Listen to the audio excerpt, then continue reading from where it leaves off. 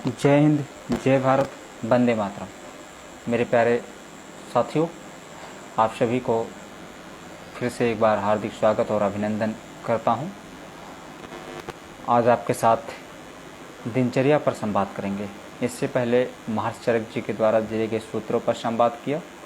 महर्षि चरक जी के शिष्य द्वारा जो सूत्र प्रमाणित किया गया और अमर शहीद भाई राजू भाई दीक्षित जी द्वारा सरल भाषाओं में लिखकर जन जन तक पहुंचाने का जो कार्य किया गया था, उस पर काफ़ी समझने में सहयोग मिल रहा है। और दो पुस्तक अष्टांग हृदयम और अष्टांग संग्रहम में वो सूत्र वर्णित है। वर्तमान में तमिलनाडु में पंचगप गुरुकुलम में इस विषय पर काफ़ी कार्य किया जा रहा है। मैं उसी पंचकुलम गुरुकुलम का शिष्य भी हूँ, अध्ययनरत इस समय है। समय के मांग के साथ साथ जो भी जानकारी अर्जित कर रहे हैं अपने अंदर, मैं आपके समक्ष उसे प्रस्तुत कर रहा हूँ और आने वाले समय में अपने टीम के माध्यम से संपूर्ण भारतवासी सहित अन्य देश में भी यह कार्य किया जाएगा, जागरूक किया जाएगा, क्योंकि समस्त मानव जात के लिए है। आज आपके साथ मैं दिनचर्या पर संवाद करूंगा। तो मेरे ये जो 24 घंटे का जो समय होता है, इन 24 घंटे में आप मुख्यतः जो कार्य करते हैं उन्हीं विषय पर हम आज संवाद करेंगे। और जो भी आपको समझ में आ रहा है उसको आप अनुसरण करें और साथ में उसका प्रयोग करें, दूसरों को भी बताएं, अपने छोटे बच्चों को भी प्रयोग कराएं और अपने आसपास के जो संपर्क में हो, जो सोशल मीडिया हो, उसके माध्यम से भी प्रचार प्रसार करें ताकि यह जन जन तक पहुँचे और सबके लिए हितकारी है। कोई एक विषय या एक लोग के लिए नहीं है। बहुत गंभीर विषय है, इस पर समझने की ज़रूरत है। वर्तमान में जो हमारा जीवन अस्त व्यस्त हो गया है भौतिक क्रियाकलापों के आगे, भौतिकवादी युग में हम लोग दूसरे के अधीन गुलाम बन चुके हैं, चाहे वो शारीरिक रूप से हो, मानसिक रूप से हो, आर्थिक रूप से हो, राजनीतिक रूप से हो। हर तरीके से हम लोग कहीं ना कहीं गुलाम बनते जा रहे हैं और उन गुलामी से छुटकारा पाने के लिए सबसे पहले आप अपने बारे में जानना चाहिए। आपको आपका शरीर कैसा है, आपके शरीर की बनावट कैसी है, आपके शरीर में किन किन चीज़ों की आवश्यकता होती है, आपके शरीर जो है वो किस स्थिति में है, उसे कैसे रखना है, आप उसके मालिक हैं या नहीं हैं। क्या अब कभी आपको लगता है कि हमारा शरीर कहीं दूसरे तरफ कार्य कर रहा है और मेरा मस्तिष्क दूसरे तरफ कार्य कर रहा है, मेरे विचार दूसरे तरफ जा रहे हैं और मैं कहीं ना कहीं डिस्टर्ब चल रहा हूँ। और कभी ऐसा भी लगता है कि मेरा शरीर साथ नहीं दे रहा है, मन साथ नहीं दे रहा है, आत्मग्लान महसूस हो रही है। इस तरह के बहुत से भिन्नात्मक विचार प्रत्येक मनुष्य में आता रहता है। ये जो मनुष्य के अंदर जो भिन्नात्मक विचार जो आते हैं, कहीं ना कहीं उसकी अस्त व्यस्त जो जीवन शैली है भौतिकवादी युग में वो पीड़ित हैं। तो इसी विषय पर हम लोग आगे अब बढ़ने का प्रयास कर रहे हैं। अब आइए हम लोग शुरुआत करते हैं कि हमारा जो जीवन अस्त व्यस्त होता जा रहा है, इस पर हम लोग क्या योगदान दे सकते हैं संपूर्ण भारतवासियों के लिए, अन्य विदेश में रहने वाले मानव जात के लिए। सबसे पहले हमें यह समझना चाहिए कि भारत देश एक गर्म प्रधान देश है और भारत देश को छोड़कर जितने भी देश हैं वो ठंड प्रधान देश हैं। यानी वहाँ पर ठंडक बहुत ज़्यादा होती है, वहाँ पर शीतकालीन की व्यवस्था जो होता है वो बहुत ज़्यादा होता है।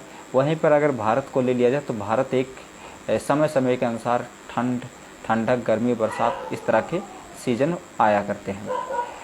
गर्म प्रधान देश होने की वजह से भारत में वात के जो जितने भी भारतवासी हैं उनके अंदर वात की प्रवृत्ति बहुत ज़्यादा होती है। वहीं पर कफ और पित्त बहुत कम होते हैं। यही कारण है कि भारत में वात के रोगी सबसे ज़्यादा पाए जाते हैं और पित्त और कफ के रोगी बहुत कम पाए जाते हैं। ठीक इसके विपरीत आप विदेश में जाएंगे तो विदेश में पित्त और कफ के रोगी ज़्यादा पाए जाते हैं, वात के रोगी कम पाए जाते हैं। इसके बारे में मैं पहले भी आपसे चर्चा कर चुका हूँ। अब हमारा जो दिनचर्या है उस पर संवाद करना है, ज़्यादा समय ना लेते हुए, क्योंकि विषय बहुत लंबा हो जाता है और काफ़ी समय लग जाता है, लोग समय दे नहीं पाते हैं। तो अब मैं शुरुआत कर रहा हूँ। 24 घंटे का जो रूटीन होता है उसे आप समझिए, प्रयोग कीजिए और लाभ हो दूसरे को बताएं, सोशल मीडिया के माध्यम से भी बताएं। इसमें सबसे पहले हमारा जो होता है सोने से स्टार्ट करना है। सोने से लेकर फिर सोने तक के आने के बीच में जो चक्र होता है, इन चक्रों को हमें समझना चाहिए। और कभी फुर्सत मिलेगा या देखते हैं कि हमारा जो कौन सा अंग किस समय कार्य करता है, इस पर हम बात करेंगे, क्योंकि वो अलग उस पर बात करेंगे तो तकरीबन 1 घंटे से लेकर समय लग जाएगा है। तो इसलिए अभी हम मोटा मोटा एक क्रम रूप से आपसे बता रहे हैं। तो सोने के लिए है, अब आप सोने का क्राइटेरिया समझ लीजिए। सोने के क्राइटेरिया ये है कि जन्म से लेकर 13 साल तक के जितने भी बच्चे हैं, जन्म से लेकर 13 साल तक के सभी बच्चों को 12 से 13 घंटा नींद की ज़रूरत है। यानी 12 से 13 घंटा तक उन्हें सोने की बहुत ज़्यादा ज़रूरत है। इसलिए उन्हें ऐसा किया जाए कि वो शाम को भी जल्दी से जल्दी सो जाएं, जितने जल्दी से जल्दी हो जाए उन्हें सोने के लिए प्रेरित करें। और दिन में अगर हो सके तो 1-2 घंटे के लिए वो नींद ले सकते हैं, क्योंकि ये बच्चों कफ प्रवृत्ति के बच्चे जो होते हैं कफ प्रवृत्ति के होते हैं, उनमें कफ बहुत ज़्यादा होते हैं, बलगम बहुत ज़्यादा आते हैं, सर्दी बहुत ज़्यादा होती है, जुकाम बहुत ज़्यादा होते हैं, कफ बहुत आते हैं, क्योंकि वो कफ प्रवृत्ति में ही होते हैं। इसलिए उन्हें कफ बहुत भारीपन होता है, इसलिए नींद उनको बहुत ज़्यादा आती है। तो ऐसे में अगर उनकी नींद आती है तो उन्हें जगाना चाहिए जब तक कि उनका नींद पूरा ना हो जाए। अगर आप नींद से जगाते हैं तो बच्चा चिड़चिड़ापन हो जाता है, गुस्सैल हो जाता है, बात नहीं मानते हैं, मानसिक तनाव में जाता है, डिप्रेशन में चला जाता है। तो इस तरह के मानसिक बीमारियों का गुलाम आप या शिकार बच्चा हो जाता है। तो ध्यान रखिए कि 12 से 13 घंटा नींद ज़रूरत है, सुबह और शाम को मिलाकर उसे पूरा कीजिए। कैसे करना है, अब इस तरह का आप रूटीन बनाइए कि बच्चा सो भी जाए और उसकी नींद भी पूरा हो जाए। अगला जो क्राइटेरिया है, 14 साल से लेकर 60 साल तक के बीच में इन्हें 8 से 9 घंटे की नींद ज़रूरत है। 8 से 9 घंटा आपको चाहिए। आप शाम को इतना जल्दी आप सोइए कि आपका 8 घंटा पूरा हो जाए। जैसे अगर 8 बजे सोते हैं तो 8 से 8 बजे से लेकर यानी 4 बजे तक सोते हैं तो आपका तकरीबन पूरा हो जाता है। तो इस तरह का भी आप ले सकते हैं, या फिर आप ऐसा समय बनाइए कि जिससे आपका 8 घंटा या 9 घंटा समय पूरा हो जाए। अच्छा, ज़रा ये बताइए कि आवाज़ आ रहा है कि नहीं आ रहा है, क्योंकि कल मैं एक वीडियो बनाया और लीड भी लगा हुआ था, लेकिन आवाज़ नहीं जा पाया। तो अगर आवाज़ जा रही है तो यस करके आप जो देख रहे हैं तो यस करके आप लिख दीजिए कि हाँ आवाज़ आ रही है, ताकि ये लगे कि हाँ हम जो बात कर रहे हैं आप तक पहुंच रहा है। तो जो भी सज्जन देख रहे हैं वो यस कर लिख दीजिए, ताकि ये लगेगा कि हाँ आवाज़ जा रहा है। चलिए अब हम आगे बढ़ते हैं कि 16 यानी 14 साल से लेकर 60 साल तक के बच्चे को 14 साल से लेकर 60 साल तक के जो 8 से 9 घंटे की नींद ज़रूरत है, उन्हें कैसे सोना है वो समझना। वहीं 60 साल से ऊपर के जो होते हैं उन्हें 6 घंटे 5 से 6 घंटे या 6 से 7 घंटे तक वो सो सकते हैं। तो ये 3 क्राइटेरिया सोने का है। तो अब 3 सोने के लिए है समय। आप शाम को जैसे 8 बजे सोना है, 9 बजे सोना है या 10 बजे सोना है, तो अब आप 10 बजे अगर सोते हैं 6 घंटा, 10 6 16 4 बज जाता है, 5 बजे उठेंगे तो आपका जो है 7 घंटा हो जाता है। अगर 6 बजे उठते हैं तो आपका 8 घंटा हो जाता है। 9 बजे सोते हैं तो 9 6 15, 9 7 16, यानी आपका 9 बजे सोते हैं तो 4 बजे उठते हैं तो 7 घंटा आपका हो जाता है।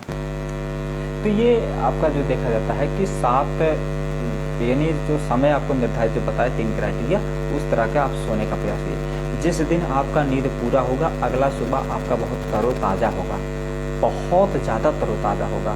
और आप सोच नहीं सकते कि हमारी जो नींद जिस दिन पूरा होती है उस दिन आप पूरा दिन आपका बहुत सुंदर जाता है। यानी जो भी अगर कष्ट आता है या कोई भी बात होती है तो बहुत आराम पूर्वक आप उसका अनुसरण और उसका जो सामना करते हैं। तो नींद बहुत ज़्यादा ज़रूरत है। नींद एक समझ लीजिए कि एक दवा है, इसलिए नींद को कभी बेकार ना। आजकल अक्सर देखते हैं कि मोबाइल के सामने रखते सो जाते हैं, या फिर फेसबुक सोशल मीडिया को देखते देखते 12 बज जाता है, 1 बज जाता है, 2 बज जाता है, नींद नहीं पूरा होता है। और आपको बता दें कि जब आप सोते हैं तो बॉडी का एक अंग कार्य करता है। अगर आप जब तक नहीं सोते हैं तब तक बॉडी का अंग कार्य नहीं करता है और आपके शरीर की पाचन की क्रिया बाधित होती है। तो ये आप थोड़ा सा ध्यान में रखिए कि सोना आपका अनिवार्य, जैसे ही आप सोते हैं तो 2 घंटे के बाद वह अंग कार्य करने लगता है, और वह अंग बताएंगे हम अगले वीडियो में आपको, क्योंकि उसमें जब हम बात करेंगे कि कौन सा अंग किस समय कार्य करता है 24 घंटे में, सुबह दोपहर शाम, क्योंकि 12 अंग लगभग में है कि जो आपके समय के अनुसार कार्य करते हैं। तो मैं उस पर काफ़ी संवाद करूँगा, बाद में करूँगा। तो अभी जो है कि आप सोइए, और सोने से आधा घंटा पहले या 1 घंटा पहले मोबाइल छोड़ दीजिए, सोशल मीडिया छोड़ दीजिए। उस समय आप जो है कहीं बंद करके रख दीजिए या स्विच ऑफ करके रख दीजिए। फिर आप अपने स्वयं जो है सोइए, और सोते समय देखिए होशपूर्वक सोना है, ये नहीं कि बेहोशी में आपको सोना है। आपको जब सोने से पहले अपने शरीर को रिलैक्स में छोड़िए, जैसे आपको पूरा हाथ पाँव पैर जो भी होता है आराम से फैलाइए, और उसे जो है आप कल्पना कीजिए कि मेरा शरीर बहुत ज़्यादा, मेरा शरीर शिथिल हो रहा है, मेरा शरीर शिथिल हो रहा है, मेरा पैर शिथिल हो रहा है, मेरा हाथ शिथिल हो रहा है, मेरा शरीर शिथिल हो रहा है, मेरा शरीर शांत हो रहा है, मेरा पैर शांत हो रहा है, मेरा मस्तिष्क शांत हो रहा है, मेरा हृदय शांत हो रहा है, मेरा उंगली शांत हो रहा है। इस तरह के सारे अंगों को आप कल्पना करते हुए शांति की कल्पना कीजिए, और अंत में ओम शांति का आप पाठ भी करें, या जो आपको गुरुदेव, अगर आप मंत्र लिए हैं किसी गुरुदेव का, या फिर कोई आप श्लोक है जिससे है, तो उसे भी अपने मन में दोहराते हुए फिर आप सांस पर ध्यान दीजिए। और ये ज़्यादा लंबा नहीं प्रक्रिया करना, 5 मिनट एक एक प्रक्रिया आप करते हैं, 2 मिनट 5 मिनट 2 मिनट 5 मिनट, और मन अंत में जाते जाते आप या फिर गायत्री मंत्र हो गया, या फिर और भी जो भी आपको लगे वो चीज़ आप अपने दोहरा सकते हैं। ठीक है, तो इस तरह के आप सोइए। सोने के पश्चात जब आप उठें, क्योंकि सोने का तो हमने समझा दिया, वैसे सोने के विषय पे बहुत समय लगता है बताने के लिए, लेकिन अभी तक काफ़ी है। अब बात करेंगे सोने के बाद जब आप उठते हैं तो पहला काम आप परमात्मा को धन्यवाद दीजिए, और समस्त जो जिस 5 तत्वों से आपका शरीर बना है, यानी अग्नि, वायु, जल, आकाश, धरती, तो ये जो जिन तत्वों से मिलकर बना है उनको आप धन्यवाद दीजिए कि आपके द्वारा जो मेरा शरीर बना हुआ है, मैं उसके लिए आपको बहुत बहुत धन्यवाद देता हूँ कि आज हमें जीवन जीने का एक अवसर फिर प्रदान किया। पल पल आप धन्यवाद दे तो बहुत अच्छा है, नहीं तो आप सुबह धन्यवाद परमात्मा को दीजिए, अपने गुरुदेव को दीजिए, अपने इष्ट देवता को दीजिए, और फिर अपने उसमें है धरती माता को प्रणाम करते हुए आप पहला काम मुख का लार को नाजायज़ मत फेंकिए, कि जैसे सुबह उठे तुरंत थूक दिए, या ब्रश कर लिए, या फिर पान गुटखा खा लिए, या इस तरह का मुंह में कोई चीज़ अनर्गल वस्तु खा लिए, तो आपके शरीर मुख में जो लार एकत्रित होता है, आपके शरीर में जिन तत्वों की कमी होती है वो लार में आके एकत्रित हो जाते हैं। फिर वह आप अगर अपने अंदर लेते हैं तो फिर वह जहाँ जहाँ आवश्यकता होती है वहाँ वहाँ वो चला जाता है। तो ये थोड़ा सा ध्यान में रखिए कि लार को, यानी मुख का जो थूक होता है जिसको बोला जाता है, उसे आपको फेंकना नहीं है। यानी आपको 1 गिलासा 2 गिलासा 1 लीटर 2 लीटर जितना भी पानी को गर्म करें, गुनगुना करिए, और उसे गर्म करने के पहले जान लीजिए कि दातुन करने से पहले मैं बता रहा हूँ, जैसे सोकर उठे, नमन किए, फिर आप जो है गर्म पानी खूब ज़्यादा पीजिए, जितना पी पाएँ, जितना आपके पास क्षमता हो, और घूट घूट कर पीजिए। जैसे होता है ना, एक कुल्ला लिए घूट घूट कर आप पानी पीजिए, फिर वो अंदर चला जाए। इसके बाद में 2 मिनट या 5 मिनट या 6 मिनट बाद आपको प्रेशर बनाएगा शौच जाने के लिए, यानी आप शौचालय में जाइए, खोले में तो और अच्छी बात है, नहीं है तो फिर आप अपने बाथरूम में जाइए।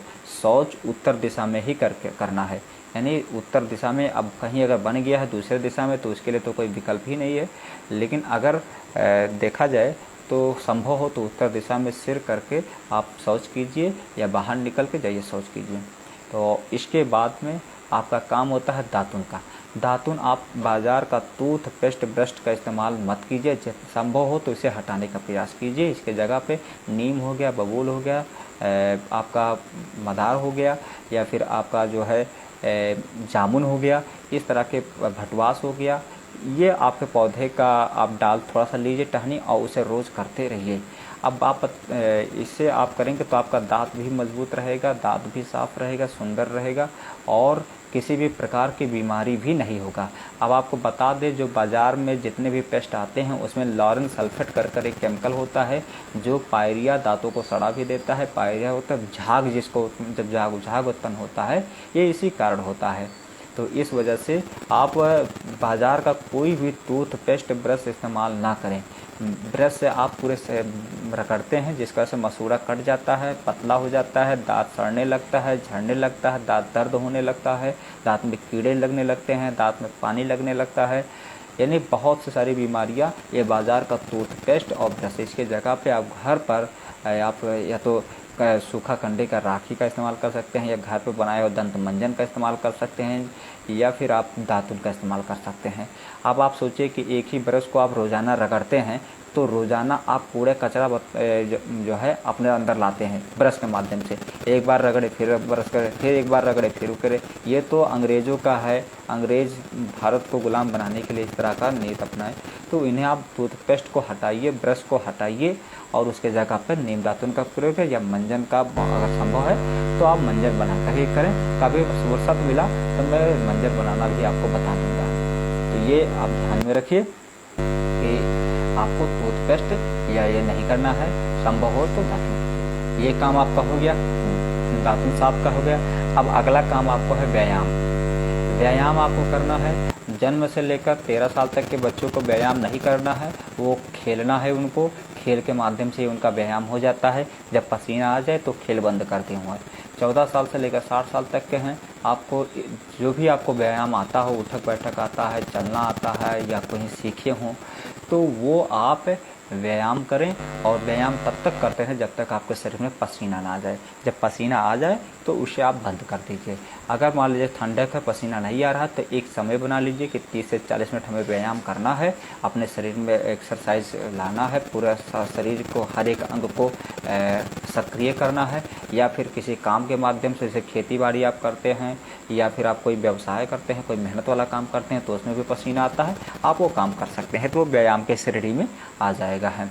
और 60 साल से ऊपर वालों को व्यायाम नहीं करना है, उन्हें आराम ही करना है। तो ये आपका है। और ये हो गया आपका व्यायाम का काम। जब ये हो, अगला काम आपका क्या है?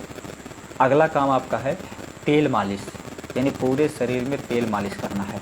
अब पूरे शरीर में तेल मालिश आप कैसे करेंगे? सरसों का तेल, शुद्ध सरसों का तेल अगर आपको मिलता है, बाज़ार से नहीं, घर पर पिराया गया तेल अगर सरसों है, उसको आप मशीन से पिरवाइए, फिर निकाल कर आप सरसों का तेल अपने शरीर का इस्तेमाल करना है। खासकर घुटना, पहले आप पैर में कीजिए, फिर आप अपना पूरे शरीर में करना है, हाथ पे, नाक पे, कान पे, आँख पे, सारा चीज़। लेकिन कफ वाले जो अगर हैं तो उन्हें ना करें। अगर कफ के जैसे बलगम बना दिया है, कफ बनाया हुआ है, सर्दी है, जुकाम है, ऐसे लोग तेल मालिश नहीं करेंगे जब तक कि वो ठीक नहीं हो जाए। जब ठीक हो जाएगा तो आप जो है फिर सरसों का तेल का मालिश आप कर सकते हैं। ये थोड़ा सा ध्यान हो, क्योंकि ये कफ प्रधान है, जब आप इस्तेमाल करते हैं तो कफ बढ़ा देता है, तो ये थोड़ा सा ध्यान में आपको रखना है।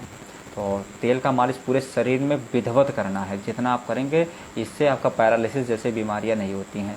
अक्सर कैसे सुने हैं, डॉक्टर कहते हैं कि घुटनों में जो है लिक्विड सूख गया है या घुटने में खुट खुट की आवाज़ आने लगती है, जोड़ों का दर्द होने लगा है, यानी पूरा हड्डी कमर दर्द होने लगा है। तो इस तरह के जो होते हैं ये सारी बीमारियाँ आपको नहीं, अगर शुद्ध सरसों का तेल का इस्तेमाल आप करते हैं या फिर आपके प्रकृति के अनुसार जो तेल है, जैसे आपका तिल का तेल हो गया, नारियल का तेल हो गया, जहाँ भी जैसा वातावरण अगर वहाँ मिलता है तो आप वो इस्तेमाल कर सकते हैं। अब मैं अगला भी जो बता रहा हूँ, आप तेल मालिश भी कर लिए। अब आपको स्नान का समय आता है। स्नान आपको करना है शुद्ध ताज़ा पानी से। अगर आपके पास नल है, तालाब है, पोखरा है, आप वो नल का इस्तेमाल पानी कीजिए। लेकिन आप अचानक अपने सर पे पानी नहीं डालेंगे। अचानक सर पे आप पानी डालते हैं तो इससे आपके शरीर की जो रात भर की जो भी अंग होते हैं, रात भर विश्राम अवस्था में होते हैं, शिथिल अवस्था में होते हैं, गर्म अवस्था में होते हैं, और अचानक आप पूरा ठंडा पानी पूरे शरीर में डाल दिए तो वो पूरे जो मस्तिष्क होता है वो कन्फ्यूज में पड़ जाता है। कंफ्यूज में इसलिए पड़ जाता है कि उसके मस्तिष्क काम नहीं करता है कि हम पहले ठंडा करें, गर्म करें, कौन सा अंग देखें। आप हर हर की तरह पानी डालना शुरू कर देते हैं, साबुन लगाना शुरू कर देते हैं और बहुत ज़्यादा ऐसे कई काम करने लगते हैं जिससे मस्तिष्क जो है चकरा जाता है। और कभी आपने देखा होगा कि नहाते हुए तो आँख पे जैसे झुझलाहट आ जाता है, दिखाई नहीं देता है। ये सब यही कारण है।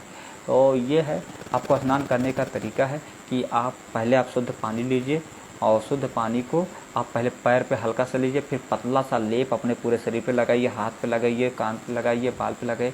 यानी उस शरीर को यह अनुभव होने दीजिए कि अब आप जो है ठंडे की तरफ जा रहे हैं। आपका जो है शरीर यानी एक एक अंग अब ठंड की तरफ जा रहा है, ठंडे पानी में जा रहा है, उससे एहसास होने दीजिए और खुद भी आप आनंद लीजिए। यानी सबसे पहले आपको पैर पे, फिर आपको जांघ पे, फिर आपका पेट पर, फिर आपका हृदय पर, फिर हाथों में, फिर आपका यह है। ऐसे पानी को उठा उठा कर लेपन लगाइए और हल्का हल्का अपने शरीर पर डालिए ताकि आपका शरीर ये करे कि हाँ अब हमारा शरीर जो है ठंडेपन की तरफ जा रहा है। उसको एक वातावरण मिल गया, माहौल मिल गया। फिर आप अपने सर पर आप पानी को डालिए और साबुन आपको बाज़ार का साबुन इस्तेमाल नहीं करना है, डिटॉल वगैरह का साबुन तो कतई नहीं इस्तेमाल करना है। ये सब टॉयलेट साबुन है, आपको इस्तेमाल करना है जो भी अगर शुद्ध रूप से बना हुआ घर पे बना हुआ तो ठीक है, नहीं तो फिर अक्सर करके कुछ ऐसे लोग होते हैं जो स्वदेशी तरीके से बनाते हैं जिसमें केमिकल का प्रयोग नहीं करते हैं। ध्यान रखिए कि झाग जब भी उत्पन्न होता है वो लॉरेंस सल्फेट उसमें मिलाया जाता है, जो केमिकल जो कैंसर कारक होता है, खतरनाक होता है। तो ये आपको ध्यान में रखने की ज़रूरत है कि आप ऐसे साबुन का, नहीं तो आप शुद्ध पानी से ही नहाइए। कि कोई भी जानवर तो तेल साबुन तो लगाता नहीं है, फिर भी आपसे सुंदर रहता है। कोई भी जो है जानवर आप देखिए ब्रश तो करता नहीं, फिर भी उसका दांत हमेशा साफ रहता है, मरते दम तक उसका दांत सड़ता नहीं है, मरते दम तक रहता है। लेकिन मनुष्य का दांत सड़ने लगता है। क्यों? क्योंकि बाज़ारों का जो सामान प्रयोग करता है, जो केमिकल युक्त करता है, उसका दांत भी सड़ता है, लेकिन जानवर का दांत कभी नहीं सड़ता है। जानवर के दांत पूरा का पूरा जीवन जो है हमेशा वैसे वैसे बना रहता है, लेकिन मनुष्य का दांत झड़ने लगता है, पाई रोक होने लगता है। ये सब क्यों? क्योंकि ये बाजार का जो केमिकल आप अपने शरीर में ला रहे हैं, इसका असर है, इसके प्रभाव है। और ऐसे साबुन को देखा जाए, कोई भी जानवर साबुन नहीं लगाता है, कोई भी पौधा साबुन नहीं लगाता है, फिर भी उसका शरीर उसका हरा भरा रहता है, स्वस्थ रहता है। हाँ, साबुन अगर आपको लगाने की बहुत ज़्यादा है तो फिर उसके बारे में अलग से कभी चर्चा करूँगा कि वो कैसे साबुन आप बनाएंगे। फिर आप अगला जो है, आपने स्नान कर लिया, फिर आपका काम है सूर्य के प्रकाश में आराम से चुपचाप बैठ जाइए। अगर है संभव तो सूर्य के प्रकाश की तरफ जाइए, विटामिन डी लीजिए, फ्री में, फोकट में, प्रकृति का आनंद लीजिए, पेड़ पौधों को देखिए, पक्षियों को देखिए, तालाब को देखिए, आसमान को देखिए, और आप हवा को भी अपने शरीर पे महसूस कीजिए, पानी को भी अपने शरीर को महसूस कीजिए। और मतलब जो भी आपको अच्छा लगे प्रकृति की तरफ। मोबाइल वोबाइल सब छोड़ देना, मोबाइल नहीं रखना है साथ में, एकदम पूर्णतया छोड़ देना, मोबाइल का भी तो कतई नहीं इस्तेमाल करना है। तो ये सब फुल प्रकृति का है। फिर आप अगला जो आपका काम है भोजन का समय है। तो भोजन के लिए है, आप भोजन करने के आधा घंटा पहले यानी 40 मिनट पहले या 1 घंटा पहले आप पानी को पीना चाहते हैं तो पी सकते हैं, क्योंकि 40 मिनट के बाद आपको पानी, जब भोजन करना होगा तब पानी नहीं पीना है।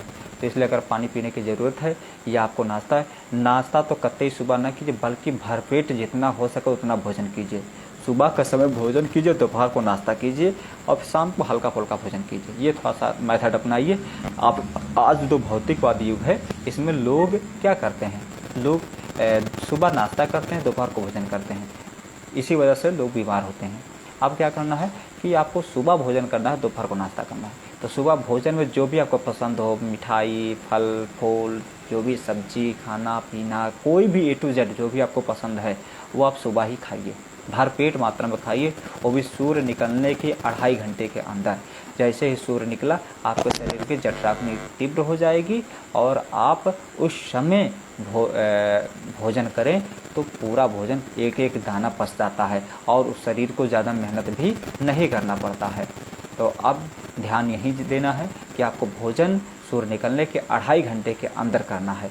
अब अगला इसी में ध्यान रखें, भोजन बना आप 48 मिनट के अंदर, कोई भी भोजन बनना है तो 48 मिनट के अंदर आप भोजन कर लीजिए। 48 मिनट के बाद अगर करते हैं तो भोजन की पोषकता जिसके लिए आप भोजन कर रहे हैं वो धीरे धीरे समाप्त हो रहा है। तो समाप्त होने की स्थिति में ऐसा ना हो। और जो भी है, क्योंकि आप 48 मिनट के अंदर भोजन करते हैं तो आपको इसके बारे में बता चुका हूँ पहले, मैं ज़्यादा नहीं जाना चाहता हूँ। ठीक है, अब अगला आपने भोजन कर लिया है। भोजन करने के बाद 20 मिनट आपको आराम करना है, विश्राम करना है। वो भी 7 मिनट आपको दाएं करवट, 7 मिनट बाएं करवट और 7 मिनट आपको शुद्ध अवस्था में जो भी विश्राम होगा वहाँ पर सोना है।